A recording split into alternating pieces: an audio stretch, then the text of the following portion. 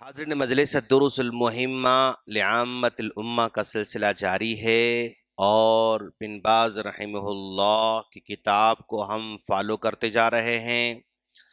آپ نے اخلاق کے باب کو ایک مسلمان کی زندگی سے جوڑ کر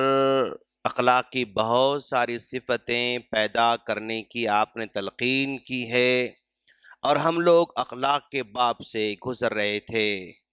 ہم لوگوں نے یہ بھی آپ کو بتایا کہ اخلاق جو ہے ہمارے عبادات میں اللہ نے رکھا ہے۔ نماز کا مقصد اخلاق ہے، یعنی برائی سے روکنا ہے۔ روزے کا مقصد بھی اخلاق ہے، تقوی پیدا کرنا ہے۔ اور اسی طرح یعنی زکوٰۃ کا مقصد بھی جو ہے اخلاق پیدا کرنا ہے، ہمدردی، غمخواری۔ الغرض عبادات کا ایک بڑا مقصد اخلاق پیدا کرنا ہے۔ اور اس اخلاق کی اہمیت کے بارے میں اللہ کے رسول صلی اللہ علیہ وسلم نے صحابہ کرام سے کہا، انا زعیم ببیت فی ربد الجنہ لمن ترک المراء وان کان محقا۔ اللہ کے رسول صلی اللہ علیہ وسلم کہہ رہے ہیں، تصور کریں یہ جنت ہے۔ انا زعیم ببیت فی ربد الجنہ، میں اس بندے کو جنت کے کنارے میں پلاٹ دلانے کا وعدہ کرتا ہوں، ضمانت دیتا ہوں، گھر دلانے کی ضمانت دیتا ہوں۔ لمن ترک المراء وان کان محقا، بس اوقات مسائل کو سلجھانے کے لیے، مسئلے کا حل نکالنے کے لیے آدمی کے حق پر ہونے کے باوجود بھی وڈرا ہو جاتا ہے۔ آدمی کے حق پر ہونے کے باوجود بھی اس کو چھوڑ دیتا ہے، ٹھیک ہے وہ چھوڑ دے رہا ہوں، تاکہ وہاں سے مسئلے اور نہ آگے بڑھیں، بد اخلاقی اور نہ آگے بڑھے، قتل و غارت گری اور نہ آگے بڑھے، اور تعلقات ختم نہ ہوں، تعلقات ٹوٹ نہ جائیں۔ یعنی بڑے نقصان سے بچنے کے لیے، بچانے کے لیے آدمی حق پر ہونے کے باوجود بھی وڈرا ہو جاتا ہے، چھوڑ دیتا ہے، اور اس کو معاف کر دیتا ہے، نظر انداز کر دیتا ہے۔ تو ایسے آدمی کو جنت کے کنارے محل دلانے کا یعنی وعدہ کر رہے ہیں اور ضمانت دے رہے ہیں اللہ کے رسول صلی اللہ علیہ وسلم۔ دیکھیے آپ، یعنی ایک آدمی حق پر ہونے کے باوجود بھی دیکھتا ہے کہ سچویشن ایسا کریٹ ہو رہا ہے، ایسا جو ہے یعنی وہ بیک گراؤنڈ بن رہا ہے جس سے اور مسئلہ بگڑ سکتا ہے، تو وہ وہی آدمی چھوڑ سکتا ہے، دستبردار ہو سکتا ہے جس کے پاس ریئل میں اخلاق ہوتے ہیں، جس کے پاس ریئل میں کیریکٹر ہوتے ہیں، وہی آدمی اپنے حق کو چھوڑ سکتا ہے۔ اگر اخلاق نہیں ہے تو وہ پائی پائی کا حساب لینا چاہتا ہے، اگرچہ کہ اس پائی کے حساب لینے کی صورت میں کتنا بھی بڑا نقصان کیوں نہ ہوتا ہو، کہ اللہ کے رسول نے کہا۔ اور پھر کہا، انا زعیم فی وسط الجنت لمن ترک الکذب وان کان مازحا، اور میں اس آدمی کو جنت کے درمیان میں محل دلانے کا وعدہ کرتا ہوں یا ضمانت دیتا ہوں جو جھوٹ بولنا چھوڑ دیتا ہے، اگرچہ کہ مذاق کے طور پر بھی کیوں نہ ہو۔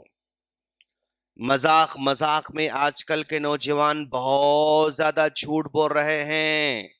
ایک کامیڈی شو پورا کا پورا شروع سے لے کر آخر تک جھوٹ پر مبنی ہوتا ہے۔ یہ لافٹر چیلنجز جو ہے سارے کے سارے جھوٹ پر مبنی ہوا کرتے ہیں، اور آج کل کے بچے پرینک کے نام پر سامنے والے کو جو ہے جس انداز سے پریشان کرتے ہیں، اس کے اندر بھی جھوٹ ہی ہوا کرتا ہے۔ انا زعیم ببیت فی وسط الجنہ، میں جنت کے بیچ میں مکان دلانے کی ضمانت دیتا ہوں، لمن ترک الکذب، جو جھوٹ کو چھوڑ دے، وَإِن كَانَ مَازِحًا، اگرچہ کہ مذاق کے طور پر ہی کیوں نہ ہو۔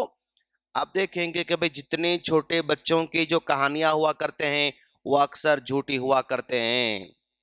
جتنے افسانے ہوا کرتے ہیں، آج کل تو افسانے پڑھنے کا جو ہے مطلب رواج، وہ جس سے ناول آتے تھے، فلاں فلاں افسانے آتے تھے، وہ تو کم ہو چکا ہے، لیکن وہ ایک ویڈیو کی شکل اختیار کر چکا ہے۔ پڑھنے کا رواج کم ہوا لیکن دیکھنے کا رواج آیا۔ جتنے بھی سیریلز ہیں اکثر جھوٹ پر ہی مبنی ہوا کرتے ہیں، جتنے بھی ڈرامے ہوا کرتے ہیں اکثر جھوٹ پر ہی مبنی ہوا کرتے ہیں، اور یہ جھوٹ کا سارا بندہ کبھی نوکری میں لیتا ہے، بھائی چھٹی لیا کسی اور کام سے، وہاں پر میڈیکل سرٹیفکیٹ پیش کر کے کہتا ہے کہ میں بیمار تھا، کسی اور مقصد سے کچھ اور لیتا ہے اور وہاں جھوٹ بولنے کی کوشش کرتا ہے، مارکیٹ میں، لین دین میں، دکان میں، محلے میں، سکولز میں، کالج میں، فیکٹریز میں، آفیسز میں، جہاں بھی آدمی کو موقع ملتا ہے نا وہاں پر جھوٹ بولتا ہے۔ تو اگر کوئی جھوٹ بولنا چھوڑ دیتا ہے یہ اخلاق کا پہلو ہے، جھوٹ یہ بد اخلاقی ہے، سچائی یہ اخلاق کا اعلیٰ معیار ہے، تو اس آدمی کو یعنی بیچ میں مکان دلانے کا وعدہ کیا جا رہا ہے۔ وَأَنَا زَعِيمٌ فِي أَعْلَى الْجَنَّةِ، اور میں جنت کے سب سے ٹاپ لیول میں اس کو گھر دلانے کی ضمانت دیتا ہوں، لیمن حسن خلقہ، جس کے اخلاق اچھے ہوں اس کو جنت کی اعلیٰ مقام دلانے کی میں ضمانت دیتا ہوں۔ تو بہت ساری چیزوں میں اخلاق کو سب سے ٹاپ لیول میں یہاں پر رکھا، اسی لیے اللہ کے رسول صلی اللہ علیہ وسلم دعا بھی کر رہے ہیں، کیا دعا کر رہے ہیں؟ اللہم انت حسنت خلقی، اے اللہ تو نے مجھے بہت اچھا پیدا کیا ہے، اچھا تو نے مجھے شکل صورت دے رکھی ہے، وحسن خلقی، اور میرے اخلاق بھی تو اچھے بنا دے۔ جس طرح اللہ کا رسول بہت ساری چیزوں کی دعا، علم نافع کی دعا کر رہے ہیں، ہدایت کی دعا کر رہے ہیں، تقوی کی دعا کر رہے ہیں، ویسے اچھے اخلاق کی خاطر بھی اللہ کا رسول دعا کر رہے ہیں۔ اور پھر اللہ کے رسول صلی اللہ علیہ وسلم، ذرا دیکھو آپ کیا کہا آپ نے کہ کل قیامت کے دن ترازو ہوگا، اس ترازو کے ایک پلڑے میں جو ہے ہمارے بہت سارے گناہ ہوں گے، اور ایک پلڑے میں ہمارے مطلب جو ہے نیکیاں ہوں گی، اور نیکیاں بھی مختلف قسم کی نیکیاں ہوں گی، کوئی روزے کی شکل میں، کوئی حج کی شکل میں، عمرے کی شکل میں، صدقے کی شکل میں، نماز کی شکل میں، یعنی ایک مسلمان بندہ اس کے پاس بہت سارے ویرائٹیز کی نیکیاں ہوا کرتے ہیں، اور جتنے بھی اس کے پاس نیکیاں ہیں اللہ کے رسول کہتے ہیں کہ ما من شیء اثقل فی میزان العبد یوم القیامہ، قیامت کے دن اس کے نیکیوں کے پلڑے میں بہت ساری نیکیاں ہیں، لیکن ان نیکیوں میں جو نیکی وزندار ہوا کرتی ہے وہ اچھے اخلاق بھی ہیں۔ اس پلڑے میں توحید سب سے بڑی ہونے والی ہے، اللہ کا رسول نے مثال دینے کے لیے آپ نے کہا دیکھو جو تمہارے پاس یہ سامان ہے نا نیکیوں کا، اس میں جو اخلاق کا جو پہلو ہے وہ بھی آپ کے ترازو کو بہت ہی وزندار بنانے والا ہے۔ اور پھر قیامت کے دن اگر بات ہوگی اللہ کے رسول صلی اللہ علیہ وسلم کے پاس رہنے کی، تو وہاں پر اللہ کے رسول نے کہا قیامت کے دن سب سے قریب میرے رہنے والا کون ہے؟ جانتے ہیں آپ؟ اچھے اخلاق والا بندہ ہوگا، جو اچھے اخلاق والا ہوگا وہ مجھ سے قریب تر رہے گا، حشر کے میدان میں قریب ہو سکتا ہے، جنت میں قریب ہو سکتا ہے، اللہ کے رسول کی قربت قیامت کے دن بھی ملے گی اس بندے کو جس کے اخلاق جو ہے اچھے ہوا کرتے ہیں۔ تو خلاصہ کلام یہ ہے کہ ہمارے اخلاق کا جو تعلق ہے نا وہ دین سے بھی ہے، دنیا سے بھی ہے، اس دنیا سے بھی ہے اور آخرت سے بھی ہے۔ اس اخلاق کا تعلق ہمارے عبادات سے بھی ہے اور ہمارے مطلب